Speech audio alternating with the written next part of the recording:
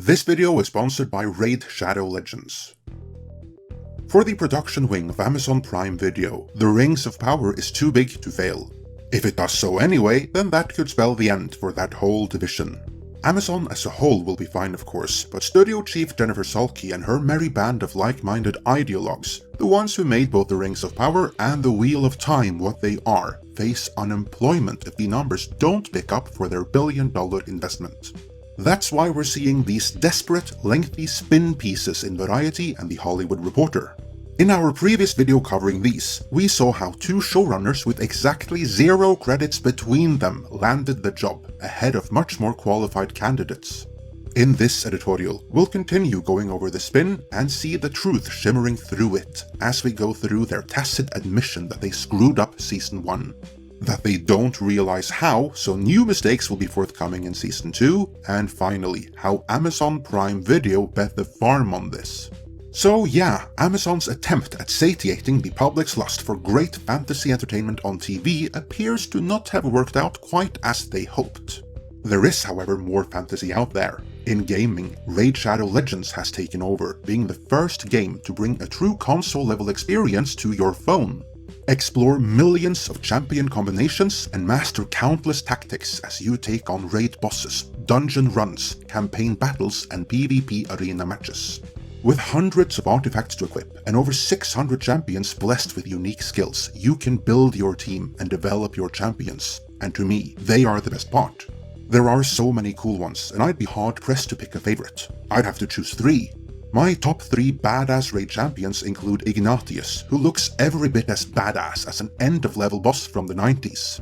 Elder Skarg practically sounds like a Norwegian death metal singer, so that's awesome, and of course Kalia, a true barbarian shield maiden. And this month, Raids just released a giant new feature, Awakening, and a brutal new dungeon, the Iron Twins Fortress. If you're good enough to take down the Iron Twins, you'll see a huge payoff, being able to awaken your champions, which lets you choose a powerful blessing that can transform how they perform in battle, and that adds an entire new level of depth and strategy. But here's the big news. Raid has just released a super-powered legendary version of everybody's favorite champion, Death Knight. He's poised, he's powerful, he's perfect, and the best part is, everyone can get him for free. All you have to do is log in and play Raid for 7 days between now and October 27th, and you'll add Ultimate Death Knight to your collection. There's seriously never been a better time to get started, but there's more. You can also use the DK Rises promo code, which is available for both new and existing players, for a bunch of free items to instantly level your new strongest champion all the way to level 50, 5-star Ascension. And if you haven't started playing Raid yet, then click my link in the description or scan my QR code here on the screen, and you'll get unique bonuses worth $30. We're talking a free epic champion, Tyrell, 200k silver, 1 energy refill and 1 XP boost and 1 ancient shard, so you can summon awesome champions as soon as you get in-game. All this treasure will be waiting for you here, so use the QR code or the link in the description and get started now. With that, let's return to Amazon trying to reframe the Rings of Power narrative.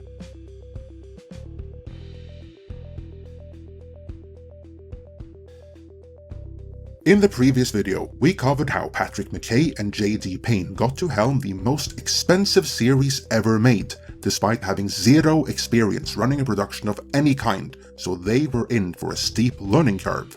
Asked what they had learned since that first season that they're now applying to the second, McKay is candid. That could be an answer that takes an hour, he says. The entire making of this show has been a massive learning experience for everyone involved. We had no idea what we were getting into. No one else did either. Yeah, that's what happens when you're first-time showrunners with nothing but a bunch of scripts that never saw the light of day to your name. And those were movie scripts to boot, not TV scripts, which is a different beast altogether. So, we've got 2 scriptwriters of feature films who spent 10 years trying and failing to get a single movie off the ground. In their first attempt at a TV series, they get Lord of the Rings. It's almost as though Amazon should have gone with someone, I don't know, more experienced. Someone who has actually been in the production trenches before, instead of letting these 2 guys pop their proverbial cherry on the most expensive series ever made. But J.J. Abrams backed them, and that evidently was good enough for the powers that be at Amazon, or at their Prime Video production division at any rate, although it clearly should not have been.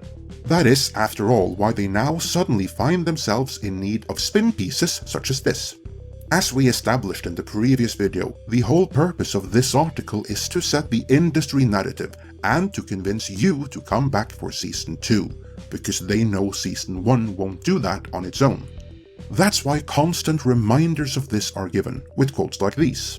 McKay says the aim of Season 2, which quietly started filming October 3rd at Bray Studios, is to be bigger and better on every level by an order of magnitude. That's them admitting, without really admitting, that Season 1 was a dud. It has to be bigger and better because Season 1 wasn't good enough. This is a fact, as evidenced by both audience reviews and increasingly critic reviews. Let's see how they'll address that.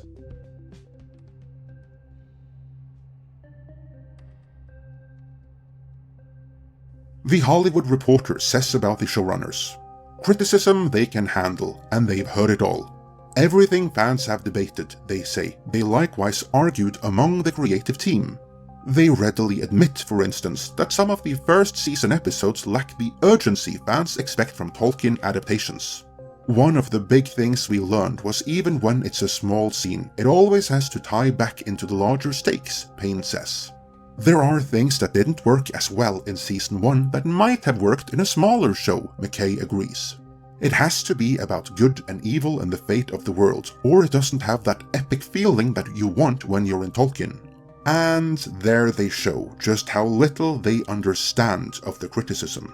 The problem with the Rings of Power isn't that audiences want to see the world constantly on the brink of blowing up, but that the characters they expect us to follow for 5 seasons are either unengaging, unlikable, outright suck, or worst of all, in the case of the lead, Karen Sue Galadriel, all of the above. But the duo's aim is as high as it gets. A classic that's watched over and over like Jackson's trilogy. When we talk about the measure of success, what matters to us is if it's entertaining enough that people are digging into it and debating it, says McKay. Well, alas, the only debates going on are meta-debates about the production of the show and how what happens on screen betrays incompetence at every level of production, but especially in the writer's room. Unfortunately for them, there is little to no immersion into the on-screen world itself and debating that. With Peter Jackson's Lord of the Rings trilogy, audiences forgot they were watching movies, which made the experience real. This is not the case with the Rings of Power.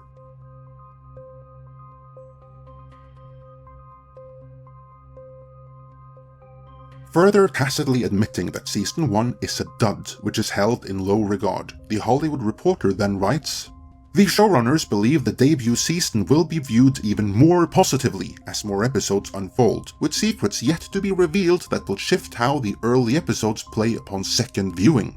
That's code for the Sauron reveal. Some things get an immense amount of critical acclaim and win tons of awards and are forgotten the next year, Payne says. Was that a dig at Avatar? Anyway, he continues. Conversely, some things don't get a lot of love yet become classics being watched 60 years later. I think it'll take a while for the dust to settle. The Hollywood Reporter then chimes in, of course, Amazon won't want to wait 60 years for the show to be globally embraced, because that was a really stupid, desperate thing to say. Amazon needs this to be a hit right now.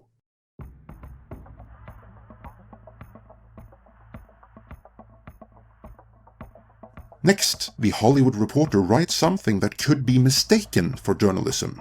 While Amazon could easily survive if Rings were to somehow collapse like the Tower of Barad-dûr, industry insiders say its studio arguably couldn't. They compare the company's bet on Tolkien to New Line Cinema famously gambling its existence on Jackson's movie trilogy 2 decades ago. Too bad The Hollywood Reporter didn't fact-check them there. While the production wing of Amazon Prime Video may have gambled their existence on the Rings of Power, New Line Cinema did no such thing with the Peter Jackson trilogy. We know this because we had the honor and privilege of interviewing New Line Cinema founder and mogul Bob Shaye himself. And if there is any one interview of ours you need to check out, it is that one, because that is film history documented right there. In our conversation about how he created a major studio from nothing, we also touched on what a big risk the Lord of the Rings trilogy was for them, and for those who might not know, Bob Shaye was the one who gave that the green light. So, did he put his entire company on the line, like it is suggested here that he did? I invite you to check out the interview for the full answer, but I'll give you the short version. No, he didn't. Far from it actually, he pre-sold it and had the whole thing mostly paid for in advance. The only ones who bet the bond here are Amazon, more specifically the Prime Video Production division. And spin pieces like these only goes to show that they must be regretting that right about now. The Hollywood Reporter continues. The show is exceptionally important to them, says one of Amazon's partners. It's a branding opportunity for Amazon to show that they can deliver something with a patina of quality in terms of audience, critical and cultural reception, which they have not yet had. And strategically, in a market where there's contraction at many of their competitors, Netflix, HBO Max, they think this is ushering in a moment for them to expand. Not just in terms of throwing money at things, but their ability to draw other talent and opportunity. Or, as one insider put it, it's too big to lose. So, what happens if it fails in spite of that? How do they view the fans, the audience who stubbornly refuse to make this the hit that the showrunners and Amazon's Jennifer Salke so desperately needs it to be? In other words, how do they view you in all of this? We shall see in the next video. For now, let me know your thoughts on this in the comments, and before you go, use our QR code or the link in the description and get started on Raid Shadow Legends now.